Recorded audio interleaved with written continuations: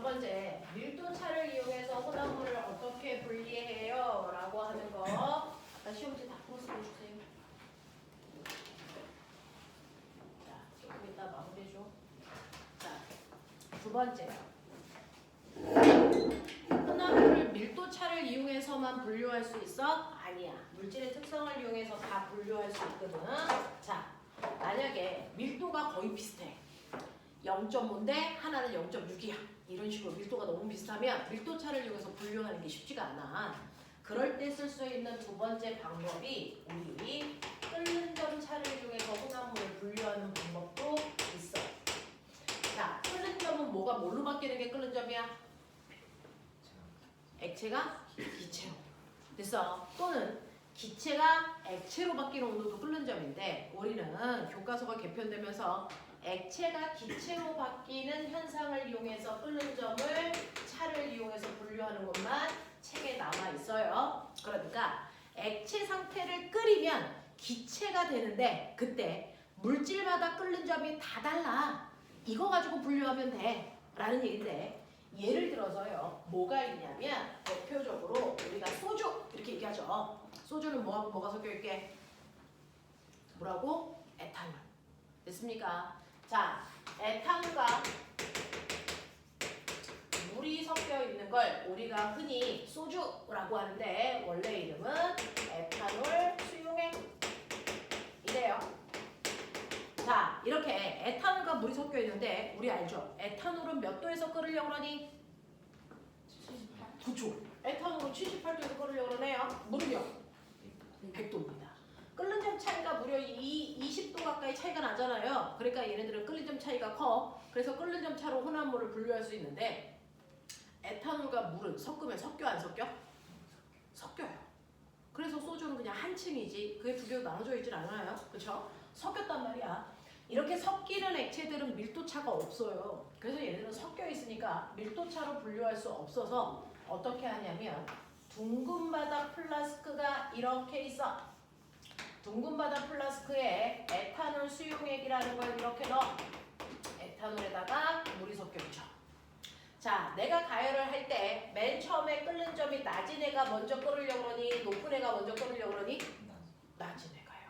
그래서 내가 얘를 가열을 하면요. 끓는 점이 낮은 에탄올이 먼저 끓을 겁니다. 자, 몇 도에서? 78도에서 못 끓어. 78도에서 못 끓어. 78도보다 높은 온도에서 끓죠. 왜요? 에탄올이 끓으려고 할 때 물이 뭐하니까? 방해하니까. 그래서 혼합물은 자기의 끓는 점보다 높은 온도에서 끓기 시작합니다. 그러니 78도보다 높은 온도에서 에탄올이 끓으려고 할 거야. 근데 아까 소금물처럼 소금에 물이 섞여 있는 소금물처럼 고체와 액체가 섞여 있을 때는 고체가 끓는 점을 방해하면서 끓기 시작해서 경사지죠. 근데 액체가 섞여 있을 때는요. 경사가 지지 않고 그거보다 높은 온도에서 거의 수평하게 끓습니다. 그래서 에탄올이 먼저 끓어서 나가려고 할 때 여기에 가지가 이렇게 달려 있어요. 그래서 에탄올이 먼저 끓어서 나갈 때 이 가지를 타고 에탄올 기체가 나가려고 합니다. 되겠어? 그래서 이 기체를 이 가지 끝에 실험관에다가 이렇게 모으시면 물 따로 에탄올 따로를 분류할 수 있으니까 끓는 점 차를 이용해서 혼합물을 분류하는 거거든요. 근데 기체 상태로 모으면 눈에 안 보여. 모으기도 불편하고. 그래서 우리는 기체로, 액체가 기체로 끓어서 이렇게 나가려고 할 때 여기서 다시 기체를 액체로 바꿔서 여기 액체로 모으는 게 훨씬 더 편하단 말이야. 그러면 가지를 지나는 기체를 액체로 다시 차갑게 해서 모아야 되기 때문에 여기를 두꺼운 관으로 이렇게 싸요. 두꺼운 관으로 이렇게 싸면 되니 기체가 지나가면서 다시 차가워지게끔 여기다가 찬물을 부을 거야. 그래서 위하고 아래에 구멍을 뚫어요. 그래서 찬물을 부을 건데 위쪽이 A, 아래쪽을 B라고 하자. 그러면 찬물은 위에서 아래를 통과하게 부을까요? 아래에서 위로 가게 부을까요? 찬물을 위에다 둘까? 아래다 둘까? 이게 기술인데요. 찬물은 아래다 넣으시면 됩니다. 찬물을 아래에서 쏴줘요. 위에서 쏘면 쏘자마자 중력 때문에 이렇게 내려가요. 그러니까 이 관에 지나가는 기체를 충분히 냉각시킬 수가 없어. 그래서 아래에서 쏘면 물이 이렇게 말려서 올라가기 때문에 항상 물이 이 안에 꽉 차 있는 상태. 그래서 넘치는 들만 빠져나가게. 그래서 냉각시키게 하는 거예요. 그래서 찬물은 항상 아래에서 넣어서 위로 나가게 해줘야 된다. 아래에서 넣어서 위로 나가게 해줘야 된다. 기억해 주세요. 찬물은 위에서 넣지 않습니다. 아래에서 넣어서 위로 빠져나가게 합니다. 그러면 이 찬물 때문에 기체가 가다가 차가우니까 액체로 바뀌어. 그래서 그 액체를 똥똥똥 여기에 돼서 모으시면 여기 에탄올 따로 여기에 물만 남기죠. 되겠어? 이런 식으로 끓는 점차를 이용할 때 사용하는 이 도구의 이름을 우리가 보시는 것처럼 가지 달렸죠? 그래서 가지 달린 둥근 바다 플라스크라고 합니다. 가지 달린 둥근 바다 플라스크에다가 액체를 집어넣어서 가열을 해요. 그러면 끓는 점이 낮은 애가 원래 자기의 끓는 점보다 살짝 높은 온도에서 끓어나가. 그러면 이 가지에서 냉각시켜서 반대편에 모으면 돼. 되겠죠? 그러면 그 다음에 끓는 건 뭘까요? 물이겠죠? 물은 몇 도에서 끓을까요? 정확하게 100도일까 100도보다 물까? 아니요. 정확하게 100도입니다. 왜요? 이제 에탄올 끓어나갔으니까 뭐만 남어? 물만 남어. 순물질이잖아요. 되겠어? 이런 것들 물어봐요. 기억해 두세요. 첫 번째로 흔한 물이니까 자기의 끓는 점보다 살짝 위에서 끓는데 그 다음에 끓고 나가면 나머지 물은 순물질입니다. 정확하게 자기 온도에서 끓어요. 되겠어? 이런 그래프도 한번 봐줄 필요가 있다. 그리고 가지 달린 플라스크에서 찬물을 넣는 위치도 머릿속에 넣자. 되겠니? 그러면 이때 에탄올이 몇 도에서 끓는지 확인하기 위해서 온도계를 집어넣고 싶죠? 자, 온도계는 가지 있는 부분까지 온도계 구부가 내려오게 하면 되고요. 이 구부가 물속으로 들어가게끔 하시면 안 됩니다. 알겠어? 온도계의 위치는 이 정도가 적합한 거예요. 되겠죠? 자, 그러면서 하나 더. 여기다가 액체를 넣고 끓일 때요. 문제는 냄비에다 물을 넣고 끓이면 물이 갑자기 끓어서 확 넘치죠. 그러면 얘가 끓어서 갑자기 확 넘치면 실험을 망한 겁니다. 그래서 갑자기 끓어 넘치는 걸 방지하기 위해서 여기에 끓임 쪽이라는 아이들을 집어넣습니다. 끓임 쪽은 별게 아니고요. 그래서 집에 있는 쿠킹 오일 같은 거 되겠어? 네, 그런 것들 잘라서 넣으시면 돼요. 금속 조각 잘라서 넣으시면 온도가 천천히 올라가 천천히 끓기 때문에 얘네들은 갑자기 끓어 넘침을 뭐 할 수 있다? 방지할 수 있다. 그래서 끓임 쪽의 역할은 갑자기 끓어 넘치는 걸 방지하는 목적으로 사용하는 겁니다. 되겠지? 자, 이런 식으로요. 에탄올 수용액처럼 섞이는 액체들은 밀도차를 이용해서 분류할 수 없어요. 밀도차를 이용해서 분류할 수 없을 때 우리는 끓는 점차를 이용해서 혼합물을 분류합니다. 대표적인 예로 에탄올 수용액 분류할 때 둥근바다 플라스크 사용합니다. 자, 그러면 이렇게 끓는 점차를 이용해서 혼합물을 분류하는 방법을 우리가 뭐라고 하냐면 끓여서 다시 액체로 만든다. 증류라고 합니다. 증류법. 요거 사용하는 거야. 됐죠? 그러면 우리 일상생활에서 증류 사용하는 게 또 뭐 있습니까? 라고 얘기하면 가장 요즘에 이슈되는 거 있죠? 원유 분류입니다. 땅을 파면 검은색 액체가 막 나옵니다. 그게 원유입니다. 그게 그 자체가 석유는 아닌 거죠. 원유입니다. 그 원유를 SK 또는 현대 뭐 이런 데서 수입을 해가지고요. 우리나라 가져와서 이렇게 생긴 이 미래탐구 건물보다 훨씬 더 높습니다. 이렇게 생긴 탑에다가 때려 붓습니다. 이렇게 생긴 탑에다가 원유를 때려 붓고 여기다가 엄청나게 센 열을 가합니다. 그러면 이 원유 안에는 수십 종류의 액체들이 섞여 있거든요. 그 중에서 끓는 점이 낮은 애들부터 끓어 나오기 시작할 거잖아. 됐어? 끓는 점이 낮은 아이들이 끓어 나올 텐데 이 끓는 점이 이 정도가 끓어 나올 때까지 다른 입구 다 닫고요. 끓는 점이 가장 낮은 애가 가장 위쪽으로 나오게 윗구멍만 열어둬요. 됐어? 그래서 윗구멍으로 빠져나간 이 아이가 바로 가스, 도시가스입니다. 그래서 LNG. 되겠냐? 요거고요. 얘네들이 빠져나가고 나서 그 다음 얘네가 끓을 때 이 구멍 막고요. 그 다음 구멍 엽니다. 그 다음 구멍에 얘네들이 나오게 합니다. 얘네들을 뽑아낸 게 바로 가솔린이라고 하는 얘가 바로 휘발유입니다. 얘가 빠져나오게 해요. 그 다음에 얘 다 빠져나오면 그 다음 구멍 엽니다. 그래서 순차적으로 얻어내는 게 가스, 가솔린, 등, 경, 중 이렇습니다. 등경중, 등유, 경유, 중유. 그래서 등유는요, 여러분들 어디에 쓰는 거냐면 비행기 연료로 쓰는 거고요. 경유는 무쏘 같은 자동차, 중유는 배에다가 넣습니다. 그래서 이런 것들. 그래서 끓는 점이 낮은 애부터가 위에서 나오게 한다. 가스, 가솔린, 등경중. 이건 순서대로 외우셔야 돼요. 되겠어? 나오는 순서대로 외우셔야 됩니다. 가스, 가솔린, 등경중. 됐어? 자, 근데 그러고도 남는 아이들이 있습니다. 끓는 점이 너무 높아서 아직도 안 끓은 이 나머지 찌꺼기들이 바로 뭐가 된다? 아스팔트다. 그걸 도로에 깔아놓은 게 아스팔트죠. 되겠어? 그래서 원유는 하나도 버리지 않고 인간들이 다 씁니다. 되겠냐? 이런 식으로 원유를 분류해서 목적에 맞게끔 쓰는 이 분류하는 장치를 증류가 일어나는 탑이다. 얘 이름이 증류탑입니다. 그래서 끓는 점차를 이용해서 혼합물을 분류하는 대표적인 게 원유 분류고요. 원유 분류할 때 쓰는 게 바로 증류탑입니다. 끓는 점이 가장 낮은 애부터 위로 나오게 합니다. 자, 그랬을 때 저 물어보죠. 그러면 여기서 나오는 이 하나하나는 순물질이니?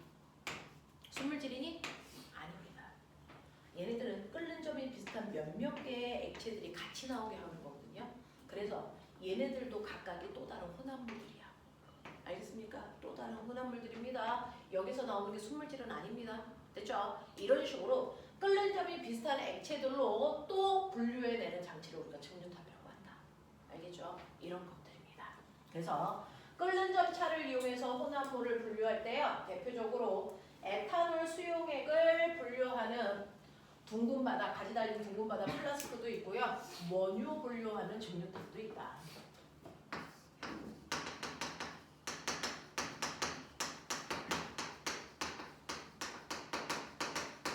얘네들이 다 끓는 점 차를 이용한 혼합물의 분리 방법들이다. 되겠어? 하겠어? 네. 자, 그런가 하면 마지막. 끓는 점도 선생님 비슷해요. 이럴 때는 어쩔 수 없어요. 빼봐. 용해도차를 이용해서 분류하셔야 되는데 이 용해도차를 이용해서 혼합물을 분류하는 이 방법이 제일 어렵습니다. 오답은 여기서 나옵니다. 됐죠? 용해도차를 이용한 혼합물을 분류하고 싶어요 라고 하는 건데 용해도차를 이용한 혼합물의 분류 방법에는요. 여러분들이 알아두셔야 되는 첫 번째 거름이라는 방법이 있고 두 번째는 재결정이라고 하는 두 가지 방법만 교과서에 남아 있어요. 자, 이 두 가지 방법을 사용할 건데 그 중에서 첫 번째 거름이 뭐예요? 아까 영우가 물어봤었는데 거름이요. 뭐냐면 예를 들어 아까 우리가 자 모래에 소금이 섞여 있어. 이건 밀도차로 분류할 수가 없어. 왜? 소금이 물에 녹으니까. 됐어? 라고 했습니다. 자, 이렇게 서로 다른 두 종류의 고체가 섞여 있는데 얘는 어떠냐면 물에다가 부으면 모래는 녹아? 안 녹아. 소금은 녹아? 녹아. 그래서 고체 혼합물 중에 하나만을 녹이는 액체를 집어넣는 거예요. 그래서 하나를 녹여내는 거니까 용해도입니다. 그래서 하나를 녹이면 어떻게 되냐면 여기에 모래는 녹지 않고 가라앉아 있고요. 자, 소금은 물에 녹아서 소금물 됐습니다. 이거 그럼 어떻게 분류합니까? 여기에 거름장치를 합니다. 깔때기에 거름장치를 해서 뾰족한 부분이 비커에 닿게끔 이렇게 설치하면 돼요. 거름장치를 합니다. 그래서 얘를 부으면 안 녹은 애는 여기에 남을 거고요. 녹은 애는 밑으로 내려갈 겁니다. 그렇게 해서 분류하는 게 거름인데요. 이때 그냥 콸콸콸 부으면 액체 때문에 모래 알갱이도 밑으로 내려가서 그래서 빠져나가면 큰일 나죠.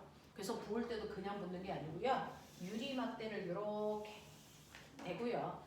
비커를 유리막대에다가 이렇게 액체가 흘러내려갈 수 있게끔 졸졸졸 붓는 겁니다. 됐어? 그래서 녹지 않은 건더기들이 밑으로 쓸려 내려가지 않게. 되겠니? 이런 식으로 분류하는 게 우리가 거름이라고 한다고요. 거름은 고체가 있을 때 고체 두 종류 중에 하나만 녹여서 빠져나갈 수 있게끔 하는 거다. 됐어? 하나만 녹이는 방법을 우리가 거름이라고 한다. 대표적으로요, 모래하고 소금이 섞여 있을 때 이 방법을 쓰는데 이거 말고요, 꼬맹아, 나프탈렌이라는 게 있어요. 우리 옷장에 좀 쓸지 말라고 넣는 게 나프탈렌입니다. 자, 나프탈렌 가루하고 소금이 섞여 있다고 치자. 나프탈렌도 하얀색 가루요, 소금도 하얀색 가루요. 얘네가 섞여 있으면 됐어? 얘네를 분류하는 방법이요. 그래서 얘네들은요, 어떠냐면 물에 넣으면 나프탈렌은 안 녹고 소금은 녹아요. 그래서 아까처럼 거름 장치로 해서 나프탈렌은 녹지 않으니까 깔때기에 남아있고 소금으로 밑으로 내려가게 하면 됩니다. 자, 근데 선생님, 저는요, 소금을 녹이고 싶지 않고 나프탈렌을 녹이고 싶어요. 방법 있어요? 있어요. 어떻게 하면 됩니까? 나프탈렌을 녹일 수 있는 다른 액체를 선택하는 거야. 그게 바로 에탄올입니다. 에탄올을 선택하시면 에탄올에 나프탈렌이 녹아요. 소금이 안 녹습니다. 거꾸로. 에탄올에 소금이 안 녹고 나프탈렌이 녹습니다. 그러면 똑같이 거름 장치를 했을 때요, 이번에는 거름 장치에 걸러진 게 소금이겠죠. 밑으로 내려간 게 나프탈렌 에탄올 용액입니다. 되겠어? 그려서 여기에 나프탈렌 에탄올 용액이 있으면 끓여서 에탄올 용액은 날아가게 하고 나프탈렌만 얻으면 되겠죠. 되겠어? 이런 식으로요. 됐니? 자, 이렇게 거름을 할 때는 내가 원하는 아이들만 녹일 수 있는 물질, 용매를 찾으세요. 그 용매에 녹인 다음에 깔때기로 걸러내는 걸 우리가 거름이라고 한다. 되겠죠? 이런 방법을 사용하시면 됩니다. 자, 근데 문제는 얘네들이 아니야. 얘네들은 용해도 차를 이용해서 분류하는 게 어렵지 않은데요. 문제는 얘네들이 아니고요. 소금하고 붕산 같은 게 섞여 있어요. 소금하고 질산나트륨, 질산칼륨, 붕산 상관없습니다. 자, 얘네들이 섞여 있는데 문제는 물에 녹이면 소금도 물에 녹지만 붕산도 녹아요. 에탄올에 녹이면 소금도 안 녹지만 붕산도 안 녹아요. 이런 식으로. 아까 나프탈렌처럼요. 하나는 녹고 하나는 안 녹는 물질이 있으면 걸러내기 쉬운데 얘네는 같은 용매에 둘 다 녹거나 둘 다 안 녹아요. 그래서 하나만 녹일 수 있는 방법이 없습니다. 그럼 어떡할까요? 그냥 녹는 용매에 때려 넣어서 다 녹입니다. 그냥 다 녹여요. 소금하고 붕산을 녹입니다. 그래서 근데 찬물이라 잘 안 녹아요. 그럼 가열하면서 뜨거운 물로 만들어서 다 녹이시면 돼요. 내가 여기에 있는 얘네들이 다 녹을 때까지 물을 가열합니다. 그러면서 다 녹입니다. 근데 문제는 얘네들의 차이점은 뭐냐면 물의 온도에 따라서 그래서 녹는 양이 다르죠. 소금은 물의 온도가 10도, 20도, 30도, 40도, 50도 이렇게 물의 온도가 높아져도요. 녹는 양의 차이가 별로 없는 애가 대표적으로 소금이에요. 자, 근데 붕산 같은 경우에는 어떠냐면요. 온도에 따라 녹는 양의 차이가 급격히 납니다. 이게 붕산입니다.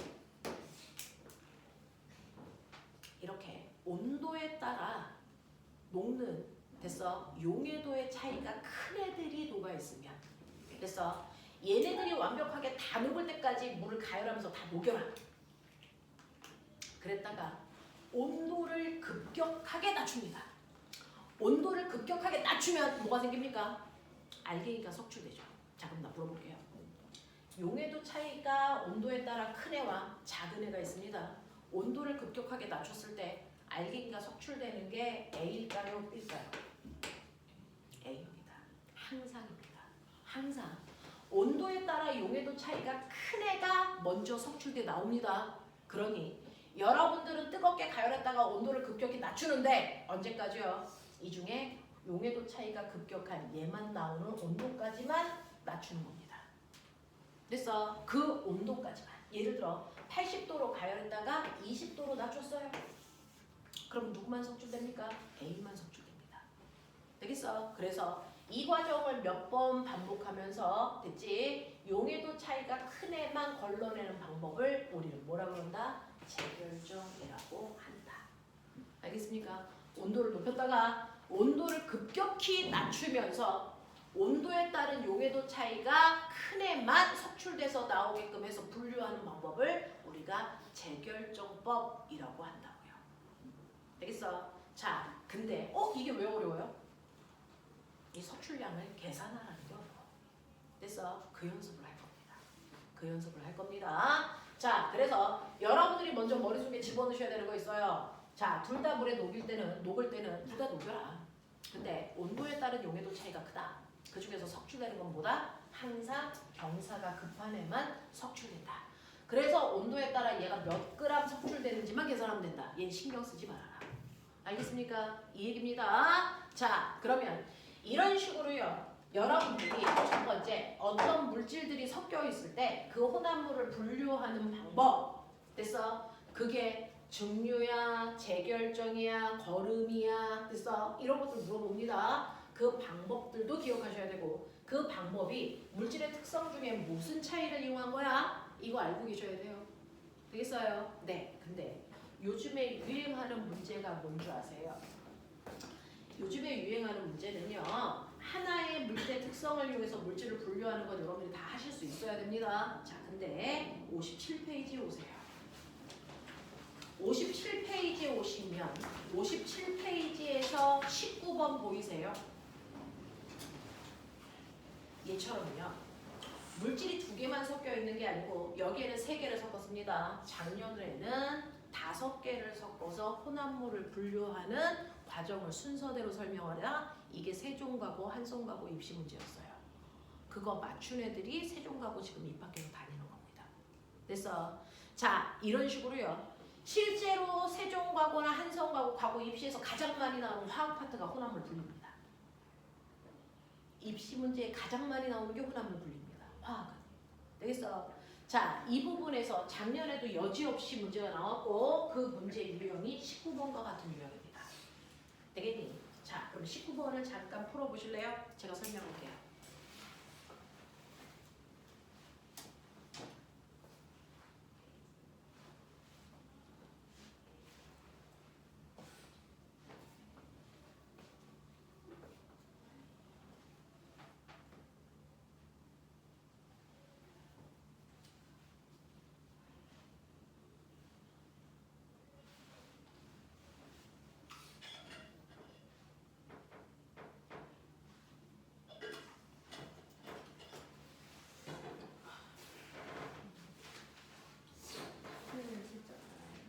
네.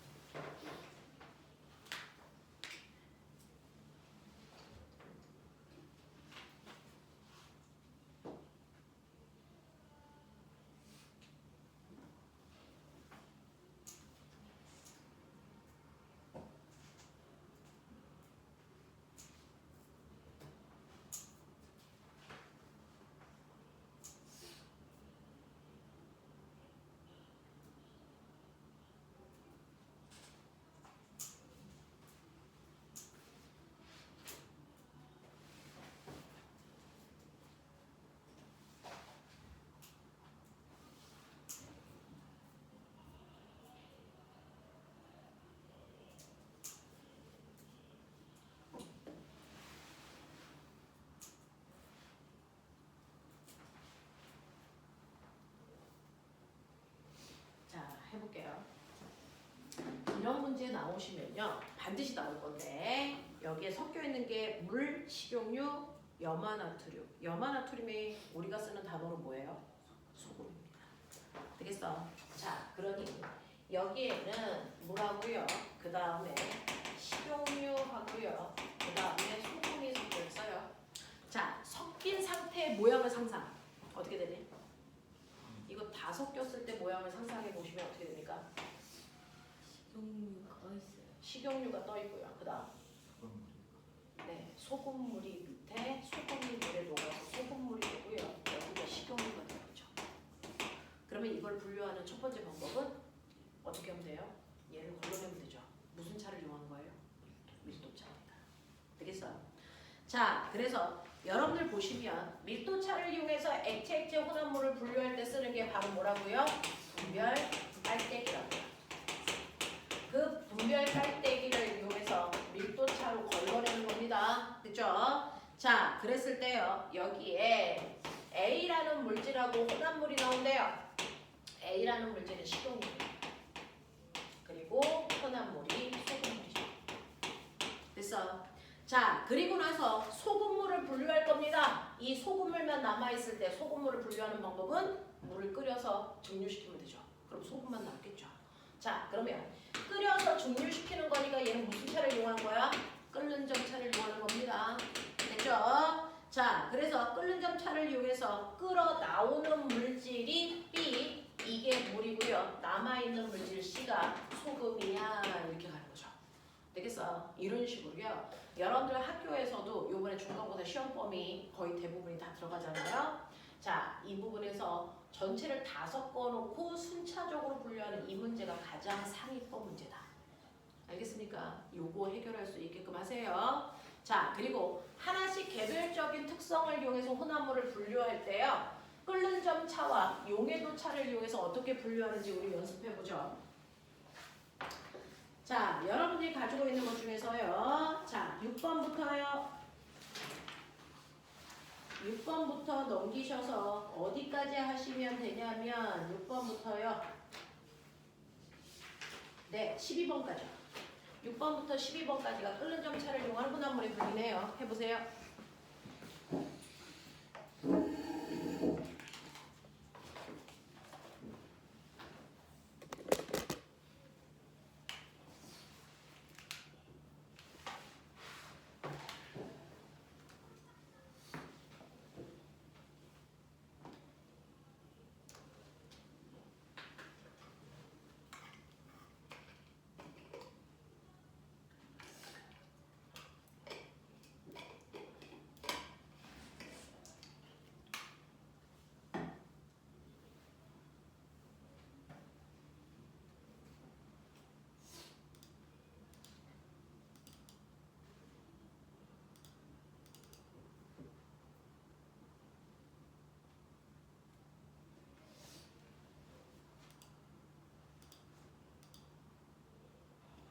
그 끓인 쪽은 뭐예요? 갑자기 끓어 넘치는 걸 방지하는 거라 그러지? 쿠킹오일 쩔어 넣는 거.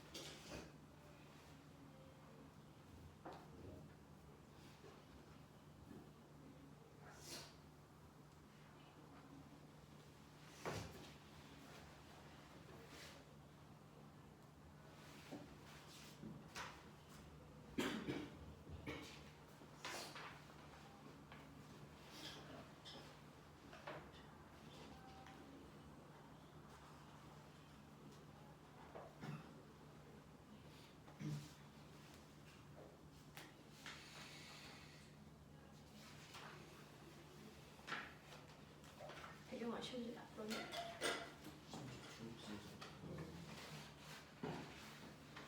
그러면 이따가 잠깐 나와서 마무리하고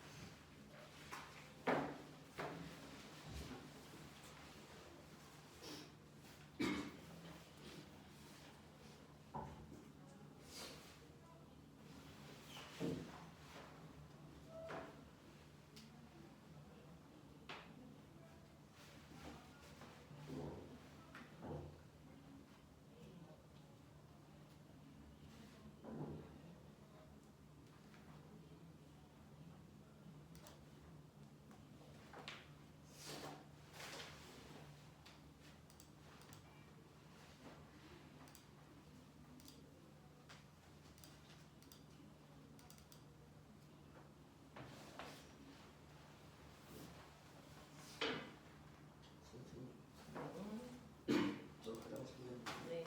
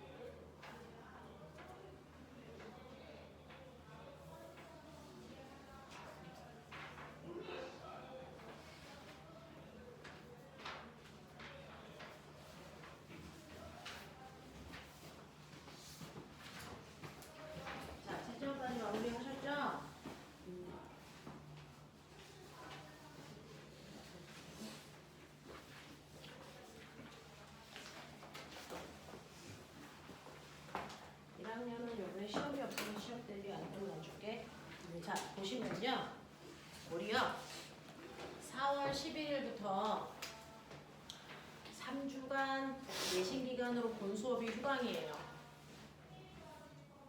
자, 그래서 그 기간 동안에 내신 있는 사람들은 내신 반 신청하는 건데 우리가 이걸 처음 해보잖아요. 자, 목동, 목일, 그 다음에 신서 이 학교들은 전용반이 있어요. 그래서 그 반에 시간 맞춰서 신청하시면 되고요. 그걸 뺀 나머지는 연합반으로 신청하시는 겁니다. 자, 그래서 내신을 수업을 들을 친구들은 다음 주에 선생님한테 와서 몇 시 타임 어디에 신청할게요 이거 얘기해 주셔야 돼요. 자, 그러면서 모고는 다른 학교에 비해서 시험이 좀 빨라요. 그래서 모고만 4월 11일이 아니고 4월 4일날 개강한다. 네, 이렇게 됩니다. 그래도 다음 주까지 결정해 오시면 되겠습니다. 자, 채점 12번까지 다 하셨어요. 6번부터 12번까지 중에서 질문.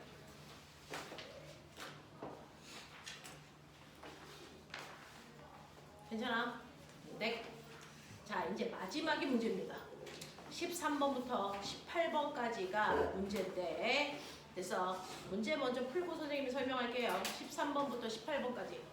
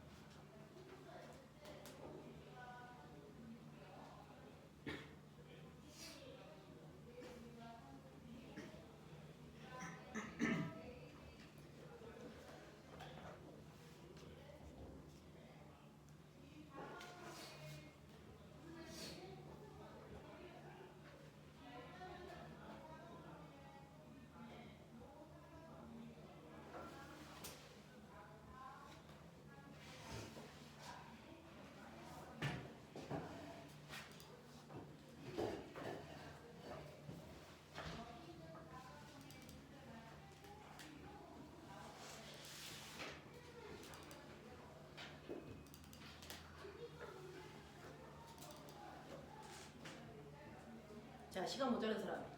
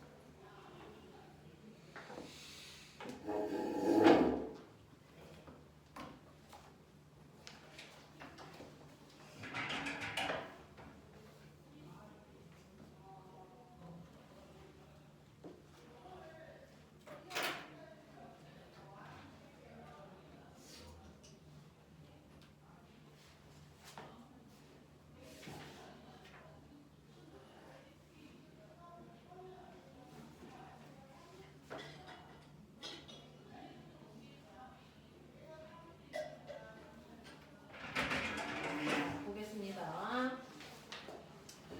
자, 지금 여러분들이 가지고 있는 책에서요, 13번부터 푸셨을 것 같은데, 13번부터 18번까지 중에서 질문하죠? 그 13번에 2번이 그 천연향료 그게 뭐지? 잘 네. 꽃이나 식물의 잎에서 천연 향료를 얻을 때 이용되는 거요. 자, 이거 용해도차를 이용하는 경우도 있고요. 그 다음에 얘는 밀도차를 이용하는 경우도 있어요. 그래서 여기서는 밀도차를 이용하는 경우로 설명하신 거기 때문에 이게 아니야 라고 얘기하시는 겁니다. 자, 다른 것들은 질문 없으세요? 자, 제가 설명해드리고 싶은 게 있어요. 넘어오시면 선생님하고 고민해봐야 되는 게 58페이지 4번입니다. 나머지 문제는 여러분 집에서 풀어가지고 오시면 되고요. 58페이지 4번 이거 풀어보세요.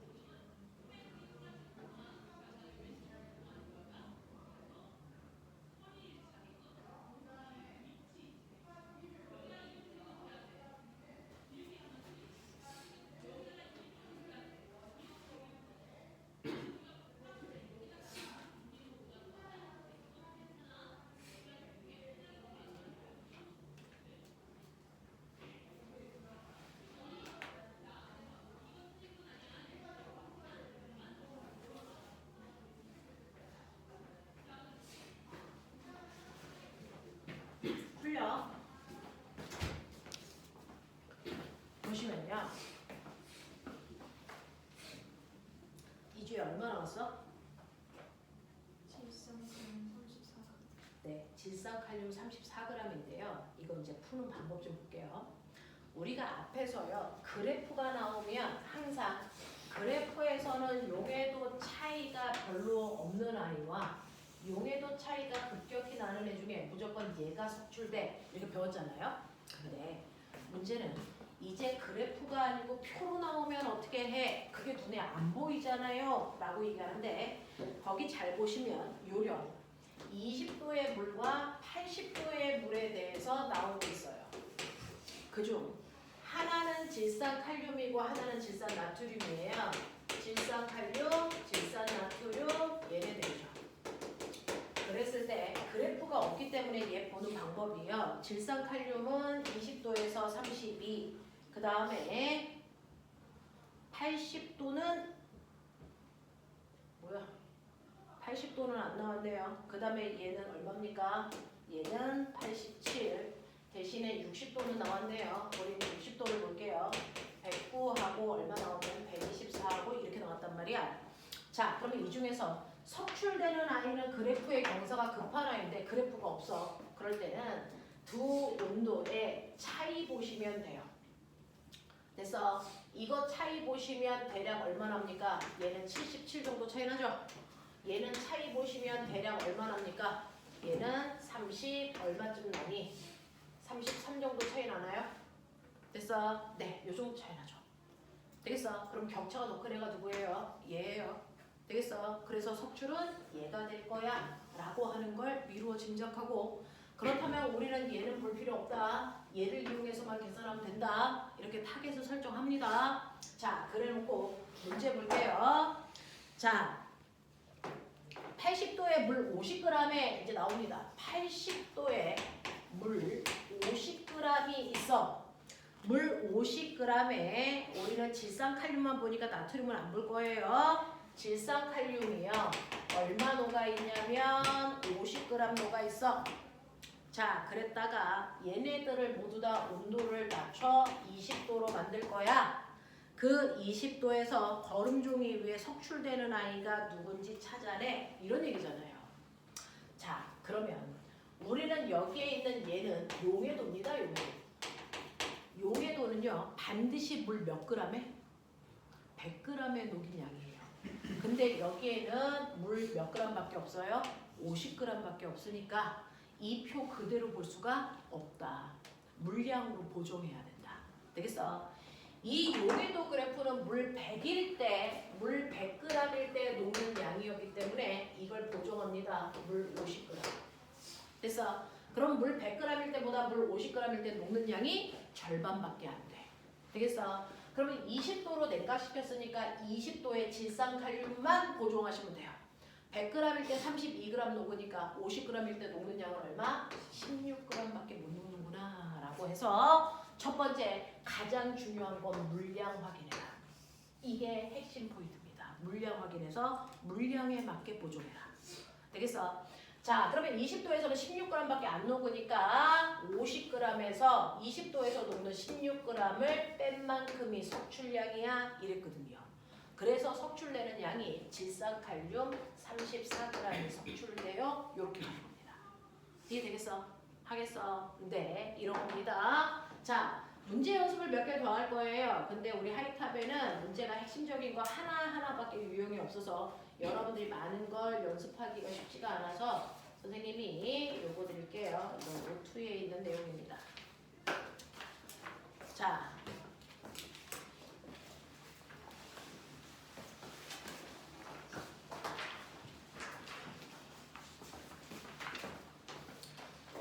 자, O2에 있는 단원평가에 해당되는 문제예요. 여러분들 그거 풀어보실 건데 그 중에서 선생님이랑 같이 봐야 되는 거 몇 개만 찾아볼게요. 단원평가에서 여러분들이 꼭 풀어보셔야 되는 게 있습니다. 자, 거기 보시면 46페이지 46페이지에